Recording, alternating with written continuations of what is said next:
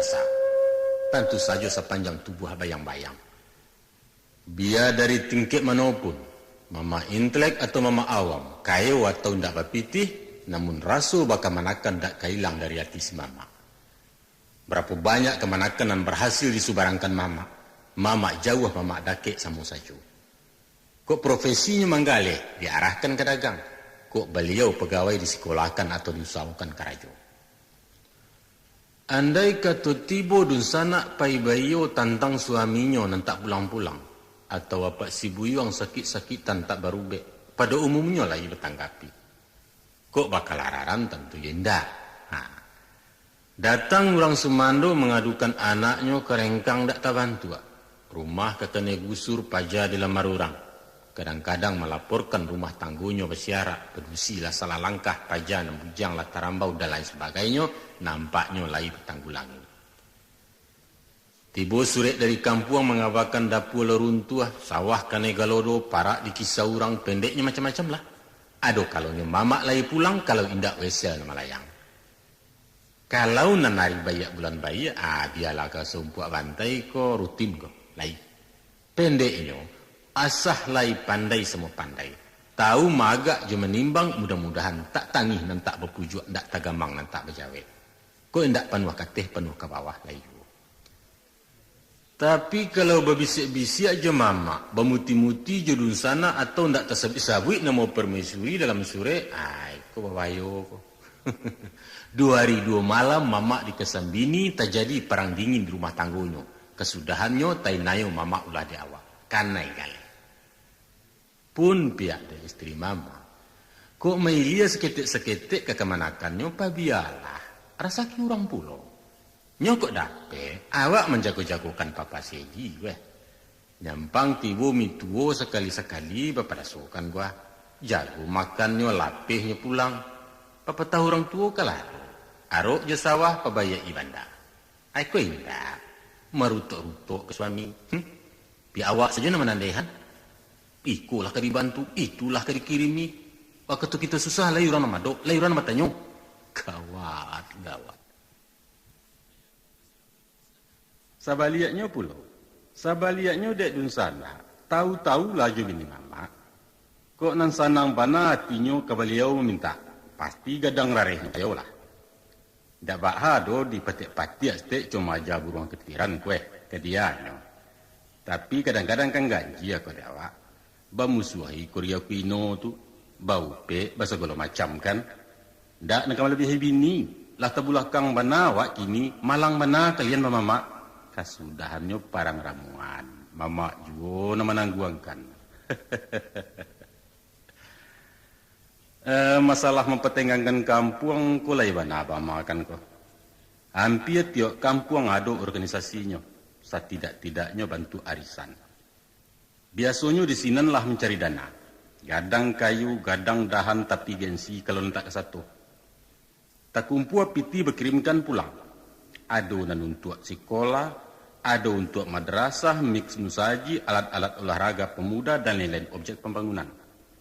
Ku ada orang kampung awak na lampu kuning di perantauan, biar tersasa idui atau memecah buik merusak nama kampung, aiko bapusong samuikan ko. Patut dipulangkan, yo dipulangkan, patut dipesuamikan, dicarikan orang walaupun baalah kecaronyo. Pendeknya ndak janjang kayu di kapiang ndak ayat talang dipancuang si 20 masonyo. Guno kain pelampuk miang, guno pitih pelampuk malu. Itu sebabnya di antara baribu-ribu gepeng. Iaitu gelandangan dan pengemis, nan barumah karate kardos, nan maunyi kolong jambatan atau menyapitnya puntung rokok, alhamdulillah ndak sakari jua pun orang awak. Syukur. Ada nang ganji ya benar. Samantiko mantiko pemuda awak, nan karajonyo kalua masuk daerah hitam, tapi paling ndak sanang hatinya kalau basuh orang pedusi Minang ada di dalam. Walau inyo ndak kenal sama sekali. Pajaku mesti dihalaunya keluar. Ndak lantai angannya surang dilaporkan ke ketua. Senggonyo ndak buyah orang pedusi awak membuat cabuah. Sampai kini baik itu juga. Kok lai mana cek-cek tapi biasanya ndak ketahuan kalau ini orang awak. Nyo menyuruh hilang-hilang memakan nabi-nabi. Apa dasar sebenarnya tu? Karena si pemuda tadi tahu jua kamu? Bukan. Karena moral? Indah.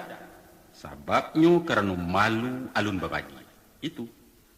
Walaupun dirinya bagai limang dosu, tapi inyo ndak rela dun sanaknya membuat malu, nyo ndak sudi negarinya menanggung malu. Sedangkan rasu malu itu sendiri bapangka dari adat. Masya Allah. Ba itu jauhnya tahun jam mulai adat ke dalam dadonyo, sehingga kadang-kadang perlawanan ke logika. Mari kita lanjutkan mengumpul bukti bahwa macam mana pun susahnya hidup di rantau, nagari tetap dipertenggangkan. Ditenggang usah binasu, ditenggang 100 adatnya. Lah umum kita mengetahui, kalau setiap pembubaran panitia, laporan rutin dan mesti didanga adalah defisit keuangan. Panitia tekor. Apa karena pemasukan dan tidak mencapai target anggaran atau karena kampianan bocor? Itu daerah lah itu. Tapi lain halnya dengan pelaksanaan MTQ tingkat nasional di Sumatera Barat tempoh hari. Panitia apa lagi? Urang tak heran-heran, kagum kita bangga dan pemerintah pun puas. Di mana kuncinya tuh? Kuncinya antara lain dek banyaknya dana dan mencucu dari perantauan, di samping sumber-sumber dari kampung sendiri. Dan tentu saja kuat katam karena sapi, dek ketatnya pengawasan dan pengarahan dari Pemda itu. Itu ciek tuh. Nah lain, ada satu gerakan sosial di perantauan, namanya Gebu Minang, Gerakan 1000 Minang. Gagasanku timbulnya dari Bapak Presiden, supaya setiap warga Sumatera Barat menyumbangkan Rp1.000 setahun untuk pembangunan daerah. Lantas terbantulah Gebu Minang tadi, dan dikelola oleh tokoh-tokoh masyarakat rantau untuk mengumpulkan dana. Hasilnya dikirimkan balik ke kampung. Nah, walaupun alun berjalan sebagaimana yang diharapkan, namun realisasi dari mempertenggangkan kampung lah nampak siko. Lah basuluh matuari begalanggang maturang banyak. Mari kita taruhkan kini. Dalam rangka halal bihalal tahun 86 lalu, Himpunan Para Seniman Minang Ibu Kota menyelenggarakan pagelaran seni yang berjudul Pekan Wisata Budaya Minang. Segala macam permainan rakyat dikeluarkan, baik tujuh bazar dan menjual jenis-jenis makanan dan hasil kerajinan tradisional. Sajak dari nan klasik sampai nan modern ada. Pacuitia, tandia ngalang-ngalang, sile, dabuh, teater, macam-macam. Taraga nak makan ketupik gelepaku, bubua kampiun, nampi yang jodoh dia jari yang bertokok, sadonyo tersedia. Biayanya nak tanggung-tanggung, mak. Ampi ya 100 juta. Coba bayangkan. Nampak bana tabudua sumangi waktu itu. Nan kayo turun jopiti, nan cadia uruh nan bagak menjaga keamanan, nan mambiak muku banyak jo. Pendeknya salapan hari, salapan malam, lamunyo bagu linsam di Senayan. Rasuka pacah istoratu di buahnya. Sia nan takkan merasa bangga. Kalau alek itu dihadiri oleh menteri-menteri, para jenderal, gubernur, sampai ke bupati sadonyo mamak itu. Bintang film sambuah pengusaha jangan dikatakan lain. Tapi maaf angku-angku. Nan kami mengkasih mengabarkan iko adalah untuk membuktikan bagaimana dahsyatnya ledakan rasa rindu je cinta karena Minang. Keliru kalau ada nama pendapat orang awak merantau mau dandam. Omong kosong itu. Waktu terjadi tanah longsor Bukit Tui dan dinyatakan sebagai musibah nasional, para perantau dari seluruh tanah air secara spontan tanpa dikomando meresek saku surang-surang membantu dunsanak-dunsanak di kampung. Konon kabanyo dana nan takumpul mencapai jumlah 1 miliar. Alhamdulillah. Satu pernyataan dari papatah yang mengatakan, seciok ba ayam sadanci yang babasi, mendapat samo beruntuang keciciran samo merugi, tibu delok baimbawan, tibu diburuak bambawan. Bukti lagi bahwa nagari lai bapatenggangkan. Banyak kemanakan. Terlalu banyak contoh-contoh yang menguatkan bahwa tabang gagak jo hitamnya bajalan raminang jo adatnya. Di manapun bumi orang dipijak, langit orang dijunjung, namun bumi je langit Minangkabau ndak kalupo. Pernah seorang sarjana sosiologi menyabut-nyabut Minang dalam disertasinya untuk mencapai doktor. Antara lain beliau mengatakan bahwa orang-orang Minangkabau itu kuno, licik dan pelit. Licik itu carawaknya galia, mak. Pelit artinya sampili, ceke. Mendengar kata-kata nan tak lama dari si sarjana nan bukan Minang itu, orang awak heboh bak labah tergoyak sarang.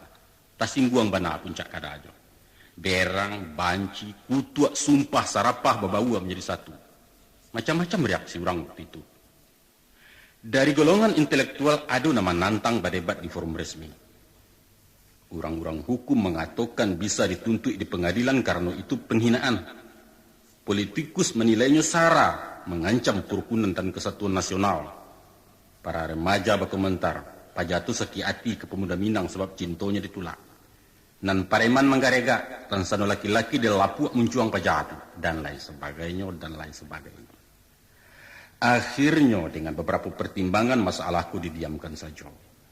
Nah, terlepas dari persoalan iyo atau indah, batua atau salah, nan nyato reaksi spontan itu bertolak dari harga diri. Sebab barang yang dicintoinya dicacek orang. Seolah-olah orang awak ingin mengatakan, raik orang may country, kok rancak keburuak negari den manga-manga ke kau, kiro-kiro baik itulah. Angku-angku urusan anak pendengar.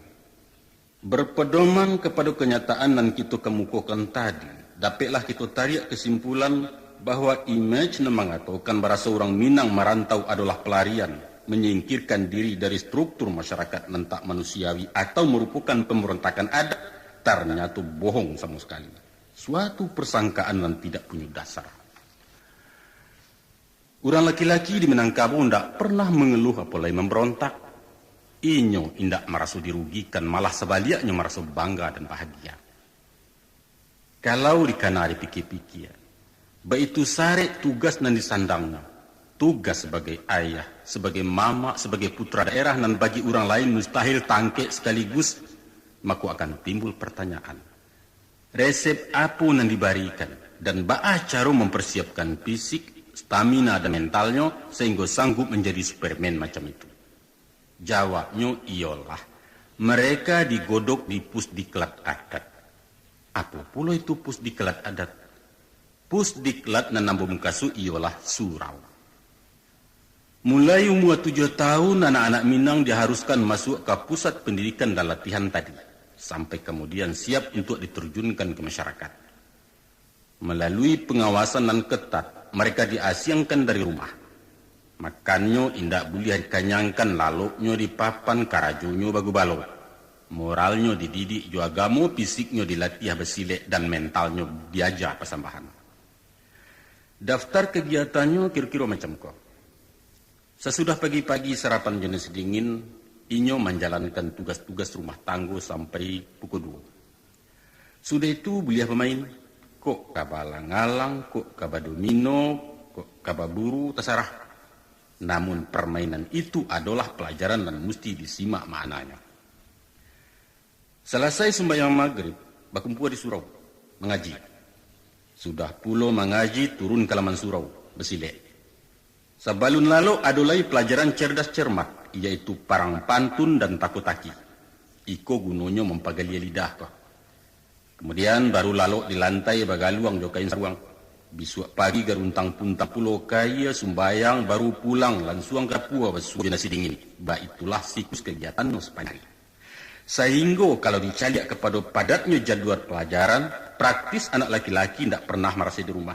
Seakan-akan mereka sengaja dibuang dari rumah kadang. Kini dua pertanyaan baru. Apa sabananya hikmah daripada pengasingan anak-anak muda macam itu? Nah, baiklah. Kita bicara soal pengasingan. Setidak-tidaknya ada dua manfaat yang dapat diambil. Yang pertama ialah untuk tindakan preventif. Sebagai remaja mata, mereka tidak boleh berkenalan dengan sesuatu yang berbau seks. Untuk itu anak-anak yang serba ingin tahu itu tidak dibenarkan bagi wajib anak usia. Atau mencari hal-hal yang bersifat mengundang pikiran kotor dan mungkin saja ditamunya di tengah-tengah keluarga. Kalau pergaulan bujang jogadih tidak dibatasi, alamat kata jadi penyimpangan-penyimpangan dan merugikan akhlak. Akibatnya pada makan tanaman. Apakah itu mungkin pada tua, sedangkan mereka sekeluarga? Kenapa tidak mungkin? Itu kerja mudah bagi setan jua diri. De ulah bagi sia je bagi esuh, lamu-lamu habis miang di sambilu. Kesudahannya tabaka batuang serumpun kalam nagari jua esoknya. Tersebab bagalintin pintin taruh juaran satu wakatu pungguang kapak kata jamnya. Trisno jalaran soko kulino kata orang Jawa. Cinta akan bersemi melalui pergaulan intim. Taro ndak dunia. Tapi kesempatan ado bisa terambau. Urang kahutan ndak berniat pai baburu baswo ju kijang patah. Ati digungguangnya dibawa pulang. Sabaliaknya biarpun berniat ke mencilok tapi nan punyo indak talengah bisa orang karibuan. Nah, untuk menghilangkan kesempatan-kesempatan itulah mangkonyo diasiangkan anak bujang lalu di surau.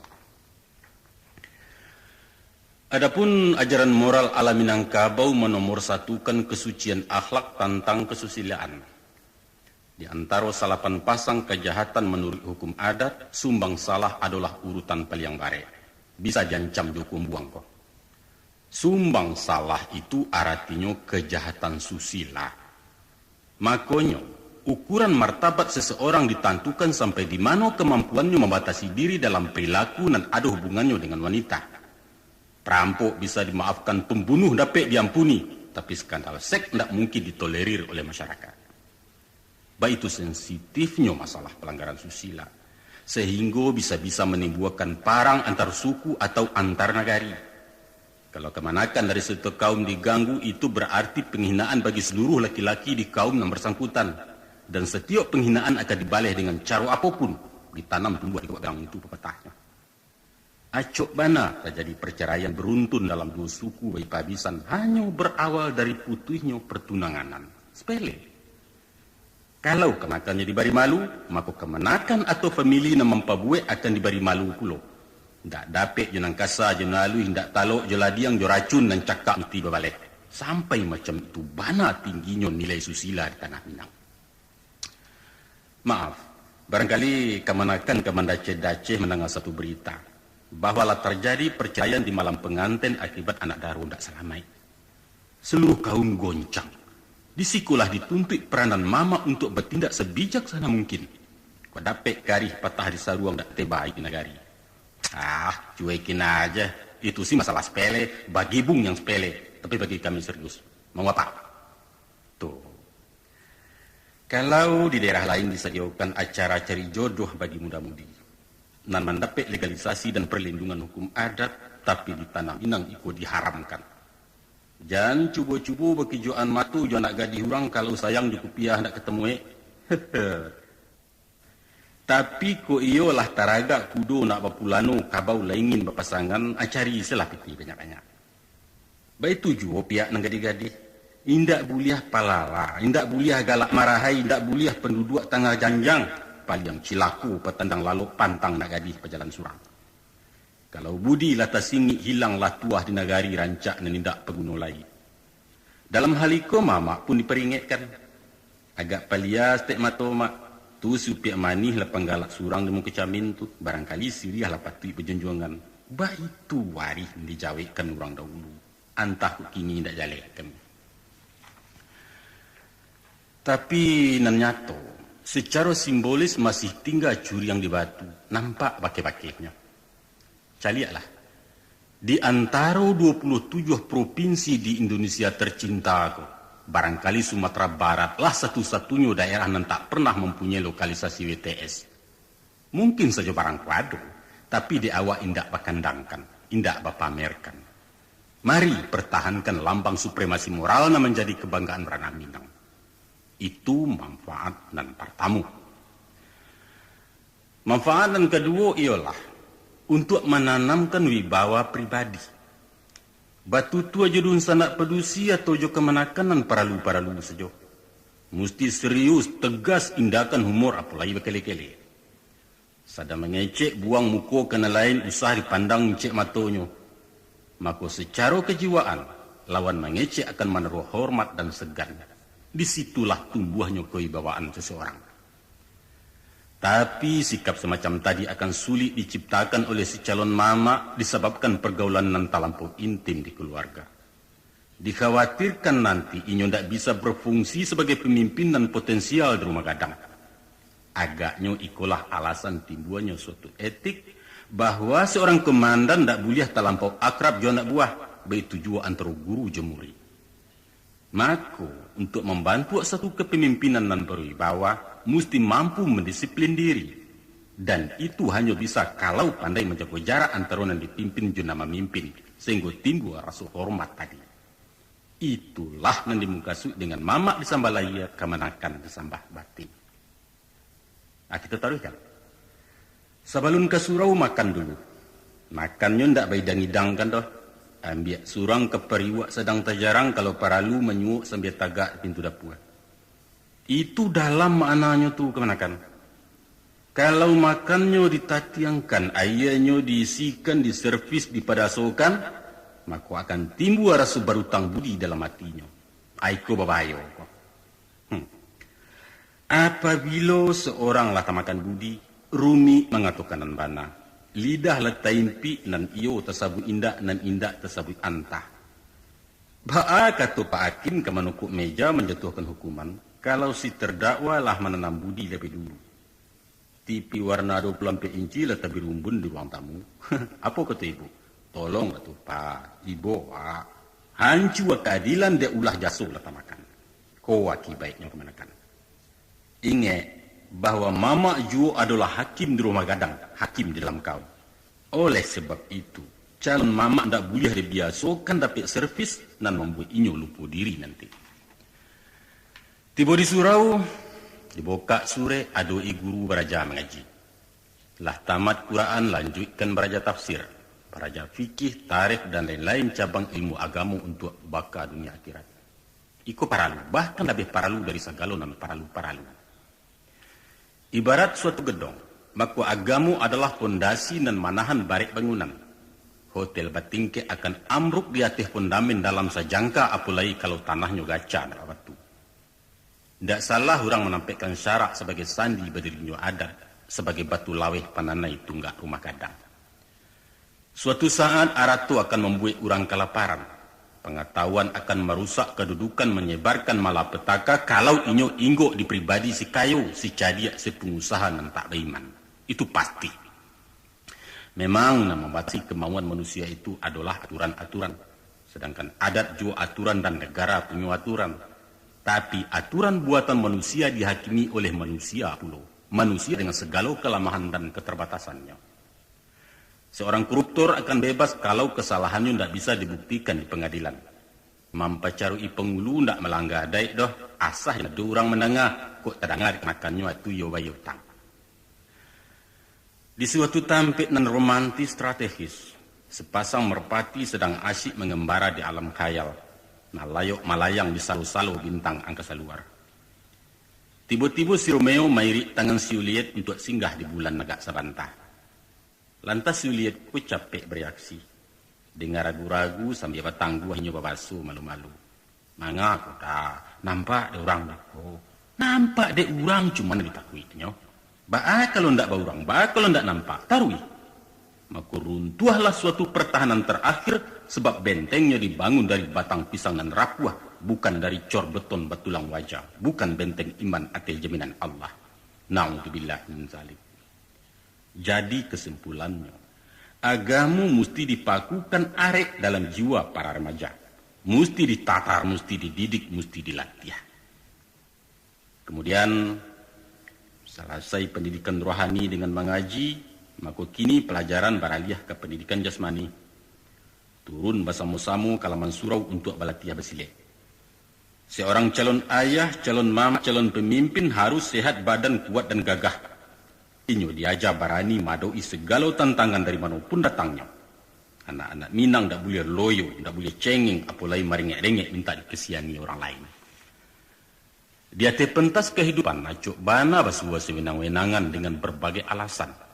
Tapi nyato setiap kezaliman mendatangkan sansaro di masyarakat. Nan bingung makanan cadia, nan lamah mati degarata, nan ketek terjelapak di salo kaki orang gadang. Dalam kondisi macam itu dibutuhkan munculnya seorang pahlawan. Syaratnya cie, yaitu baga. Baga bukan dalam artinya batinju, tapi baga merubah sesuatu atas kebenaran, baga mengatakan nan hak walaupun pahit. Maka tampek mencari baga itu di sasaran, bukan di sasana. Sasaran itu letaknya di laman surau. Nah, baiklah, kita lanjutkan. Selesai Pulau Beraja Silek, maka siswa-siswa naik ke surau istirahat. Dalam menanti mato takantu ada pulau acara bebas. Di sudut tadanga batakotaki di ilia babaleh pantun di ulu berdebat berdiskusi di tengah mapa kesembahan. Kasadonyo itu adalah baraja memahami aspirasi orang, peka dan tanggap dengan situasi. Kemudian capek bereaksi. Itulah unsur-unsur untuk mencetak seseorang menjadi arif, cerdik dan lihai. Itu juga sebabnya keluaran surau manusianya lah siap pakai.